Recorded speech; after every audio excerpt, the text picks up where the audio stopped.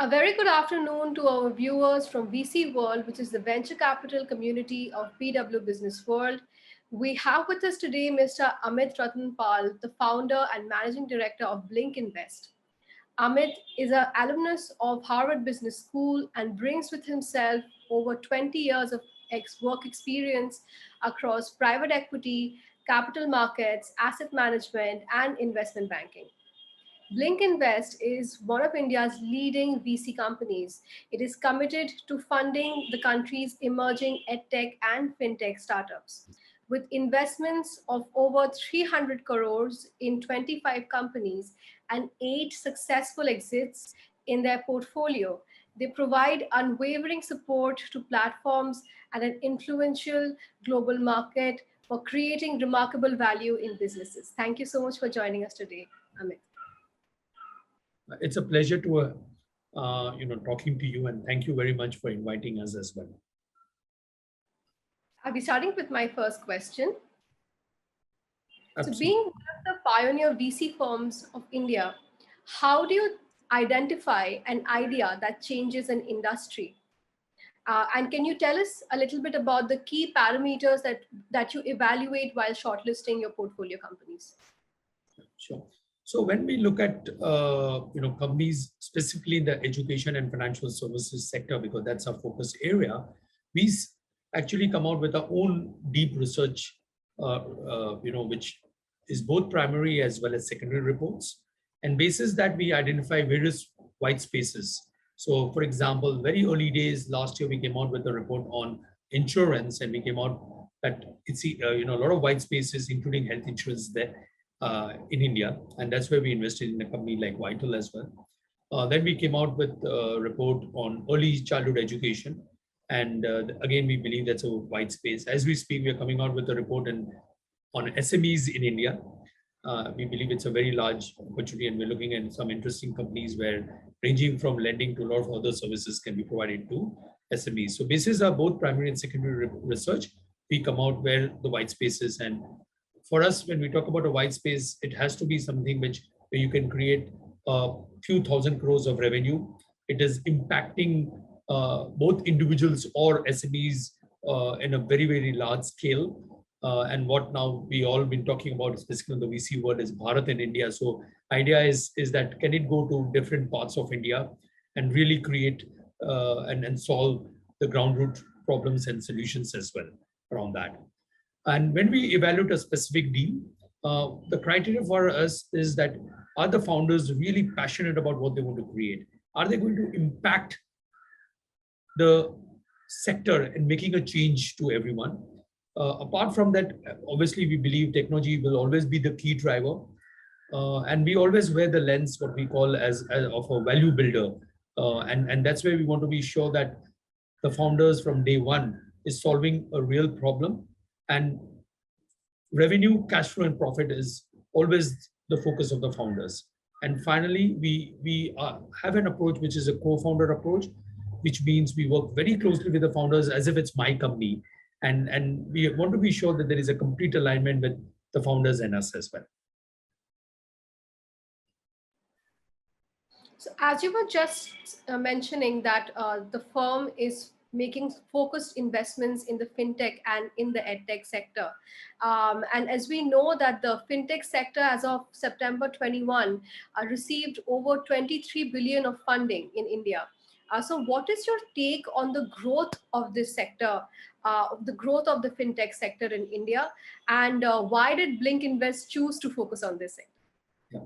So I think if you see any economy, whether it's India, US, financial services is always the backbone of the growth of this economy, because every transaction we do, there is a financial instrument or financial services attached to it. And I think for us, it was very simple. My first 10 years of my life career, I spent in financial services. So I had a deep understanding.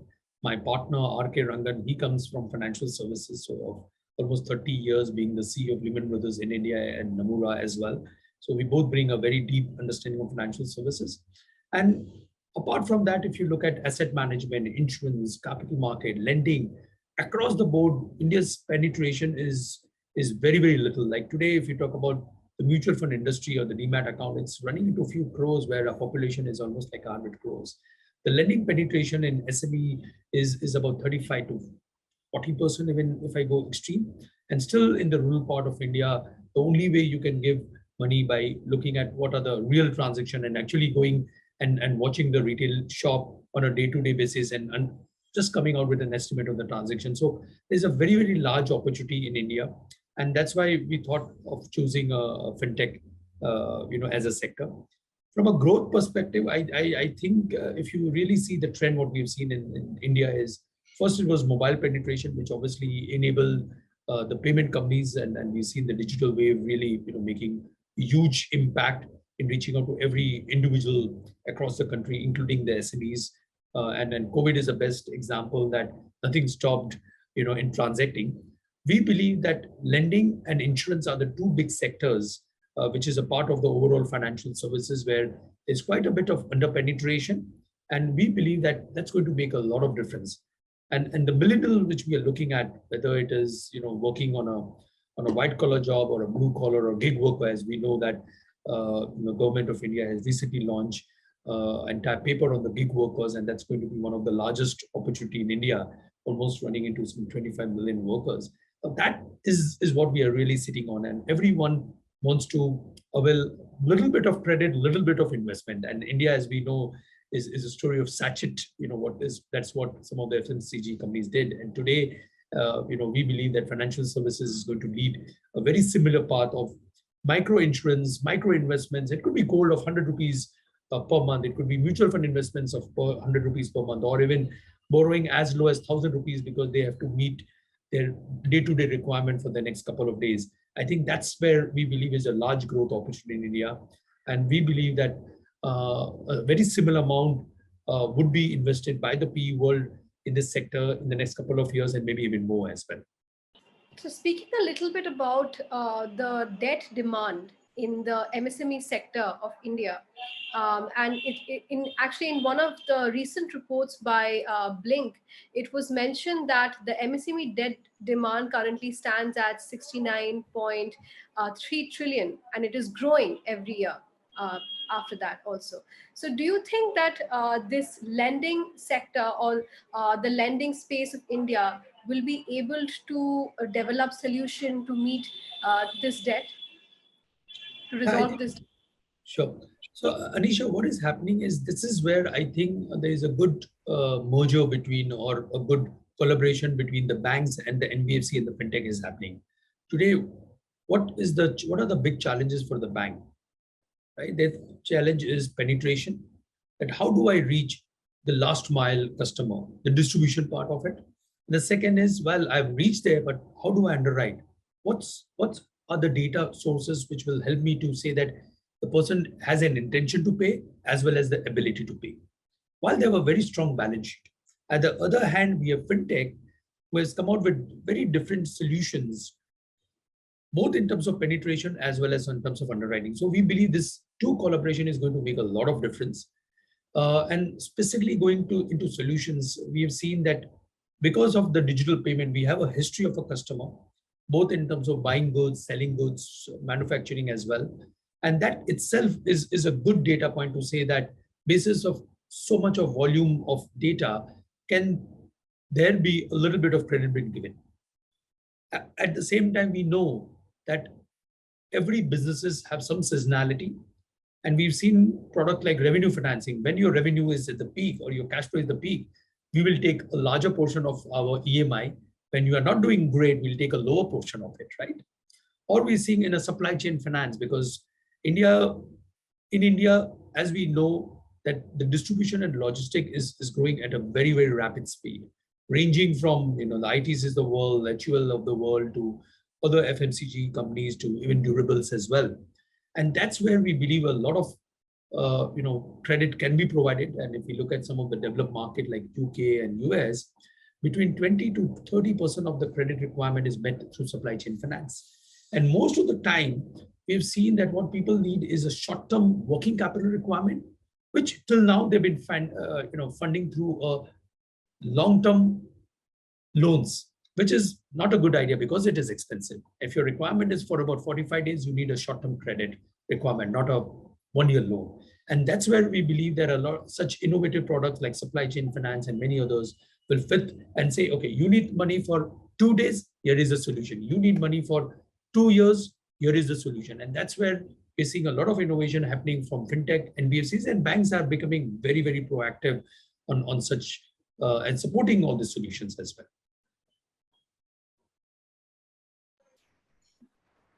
Now, speaking a bit on the other sector that is focused on by BlinC, which is the edtech sector of India.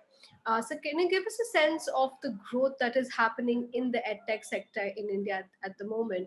And again, why did BlinC choose to focus on the edtech sector? Uh, Again, if you see in India, any economy, and specifically for India, when we have such a large youth, almost 54% of the economy are of employable, the kids and everyone. There's a very large number we are talking about. The only thing which can make a difference is education. So that was one piece. The second is, as we are seeing the middle income is sort of growing, their disposable income is growing, everyone wants to be sure that the kids are very well educated. And that's why we are seeing they're sending them to the best schools, both in India, as well as we're seeing a large growth opportunity of Indian students going overseas as well. At the same time, with very large population that we have in India, all needs to be employable, and the only way which they can be employable is through skills, and that's why we are seeing a huge development in the skills sector as well.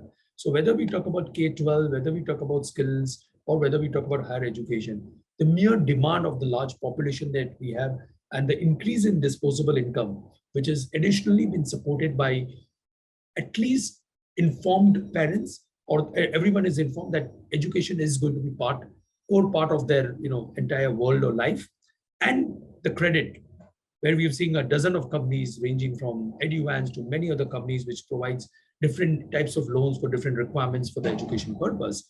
Now, this has really helped for the education sector to grow. So we believe that each of the subsector of education is going to grow multifold. And for example, K-12, we still believe will grow at the rate of 12 to 15%. Skills development, we believe, depending on the subsector of it, will grow between 20 to 30%. Healthcare education, right? More and more demand and more awareness is happening in the healthcare. And there's a huge demand for nurses to daycare to other parts of health as well. And that's why we believe healthcare education is going to be big, which we believe can grow as high as 30 to 40% CAGR year on year. So all this is contributing to a very large opportunity in the education sector. And we strongly believe that this is going to be the fundamental which will change the map or the way people look at India as a country. As we know, in the post-pandemic market, we have certainly experienced a surge in the venture capital and private equity investments in the Indian economy. So how do you think this can possibly impact the startup ecosystem in the years to come? And could there possibly be any lopsided effect of this? Do you think at any given point, the investors might be at a shortfall because the funds are coming in at a much faster pace at this point? I think this has always been true for the last 10 years, that more and more capital is choosing the best deals. And when any investors, including us, find the best deal, the only way to provide the deal, investors increase the valuation, and large amount of money does get deployed that way. So that is going to be a challenge, and we believe that's something which cannot be solved at all. But at the same time, everyone has realized that India has the ability to provide unicorns. It's more than 100 in number. And not only that, but some of these businesses are globally scalable, and we know, ranging from the SaaS platform like Zoho to others as well. At the same time, what we have also realized that a large companies such as Flipkart, you can exit where you can do a strategic exit. And now I think with the retail investors accepting the new, I would say, edge companies, which are, high growth, may not be profitable or are in a break-even mode, like so Zomato, which can get listed, and there is some participation happening from the retail investors. So overall, we're seeing that the startup world, the VC world is becoming very, very vibrant. And that's where we believe that we'll see a lot of entrepreneurship come in India. And that has a lot of positive cascading effect, because every one entrepreneur creates about 10 to 15 jobs, which just cannot happen through the normal large corporates. And that's where we believe that the support from the government, the support from the VC world, and the entire ecosystem is going to be vibrant, and there's yet more to come, because India's journey is a pretty long way to go for us. You'd mentioned earlier in the interview that the team from BlinC Invest has been working very closely with the co-founders. As you mentioned, that you have a co-founder strategy, and you work very closely in the business and the product development of your portfolio companies. So, could you tell us a little bit about what do you really look at in the founding team? Do you look at their competencies, the qualifications, the work experience? So, when you're investing in that team, what do you really look at? Well, we look at all the things, and I think the most over and above this is that, as I mentioned to you as well, that is the founder really passionate about that business? Is he really going to want to create it? Is he something he said, I'm going to make an impact? And yes, we all will go through ups and downs, but is he the founder who is saying that, I've taken the path and I'm going to make it happen? At the same time, we look at some of the other skills as well, that how is building his business, because as we are building a business, it's not only about revenue, it's not about only cash flow, it's not about only profit, it's about organization, it's about processes, it's about MISs, it's about sustainability, it's about effective cost optimization. I will not use the word cost reduction here, but because out here it is saying that what is the appropriate cost to generate an X revenue. All these are the characteristics which we look at. And yes, we have found that many founders know a lot of things, but there are areas where they need help. And this is other areas where we don't mind stepping in their shoes or supporting them, working with them, whatever name we want to call, and saying that it's our company. Let's work together and make that happen. And that is how we look at all our companies. I think ultimately what is really important for us is that the founder needs to dream big. They really have to believe that they can make it happen. And these are the things which we look at in terms of founders. And finally, it's the flexibility. Is the founder open? Is it flexible? As I mentioned to you, that the journey may not be always the way we want. The one upside journey, we always go through ups and downs, while the trajectory is still up. And within the down, as we see, is the founder flexible to ideas, tweak suggestions, and everything which can make a difference. So these are some of the things which we look at with founders. Yeah, of course, I already announced that the company has invested over 300 crores, over 25 companies in the last many years. So what is the roadmap for BlinC Invest possibly in the next 3 to 5 years to come? Well, as of now, I think we are very, very narrowly focusing on the fund which we have raised. As you know, we have raised 100 crores and we announced our close in April 2022. So, and we've just made our first investment about almost 6 months back. And I think we were extremely lucky, as well as we kept our sort of emotions out of our way, not getting carried away, by investing with what we saw in the VC world in the last 6-7 months. So with the dry powder that we have, our focus is to make, investments in obviously interesting companies in the education and financial services. But definitely, our vision is to occupy the pre-Series A space in edtech and fintech in India. And as we become, have a better understanding of this particular sector, we believe that similar opportunity does lie in the Asia region as well, or specifically in the Southeast Asia. So maybe our journey could be that over a period of time, grow our, to an Asia and say that, this is a firm which is not the US firm which have captured Asia, but it's an India firm which has captured the Asian market, right? So that's probably our vision. And again, edtech and fintech will be a focus area. So I'll be asking my final question.